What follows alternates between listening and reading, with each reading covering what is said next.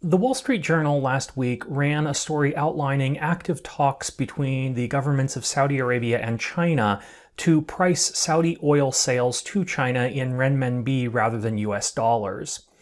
According to that report, the talks, which had been ongoing for more than 6 years, accelerated in recent weeks due to Saudi dissatisfaction with the Biden administration's position on a number of issue areas, including the Yemen civil war, the Iranian nuclear negotiations, and the chaotic U.S. withdrawal from Afghanistan. But if such an agreement were to be concluded, that is, if Saudi Arabia starts selling oil denominated in yuan rather than US dollars, what impact would that have on the US dollar and on the petrodollar system more generally? Hey everyone, I'm Noah Zerbe. I'm a professor of political economy at California State Polytechnic University, Humboldt.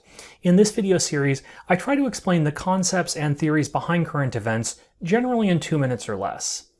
Most international oil sales are priced in US dollars regardless of the countries that are participating in the transaction.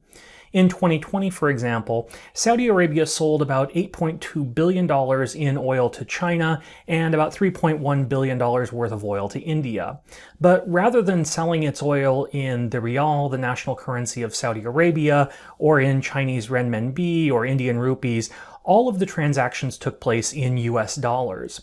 And this is true not just for Saudi Arabia, but for nearly every oil exporting country in the world, and it's generally been the case for about 50 years. Oil is the most widely traded commodity in the world, with nearly 100 million barrels sold per day. Projections are that more than $2.2 trillion worth of oil and natural gas will be sold in 2022. With oil prices currently hovering around $100 a barrel, this figure could move even higher. And almost all of those transactions take place in US dollars. Because countries who want to purchase oil must first purchase US dollars, oil sales generate additional demand for US currency beyond what might otherwise be the case.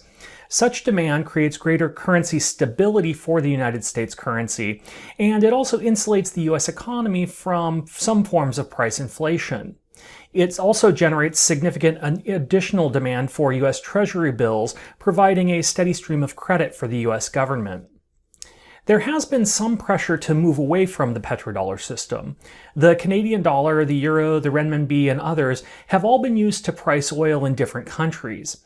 But the size of the global oil market creates challenges for smaller economies.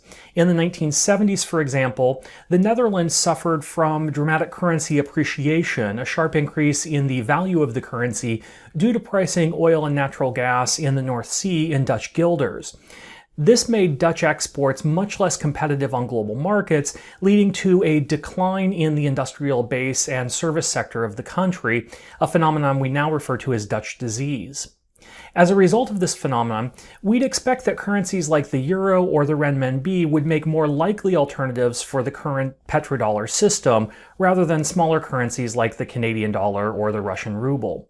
So would a deal between Saudi Arabia and China be different? On its own, probably not. Saudi Arabia's annual oil sales to China amount to about $8.2 billion a year, but the US dollar accounts for about 80% of all foreign currency transactions worldwide, a total of about $6.6 trillion per day. Thus, I wouldn't expect the Saudi-China oil deal to have a dramatic impact in its own right on the petrodollar system. That said, if other countries begin following suit and making similar deals, effectively bypassing the dollar, that could have a larger impact. Over time, I wouldn't be surprised at all if global currency reserve systems begin to diversify away from such extensive reliance on the US dollar. This trend has already begun, and a number of other currencies, including the euro, the Swiss franc, the British pound sterling, the Canadian dollar, and the Chinese renminbi, are already in use. I'd expect that trend to continue and perhaps even to intensify if the dollar becomes less stable as a store of value, that is, if it suffers from higher rates of inflation. That's it for now. If you found this helpful, click the thumbs up button and subscribe to catch future explainers as I release them.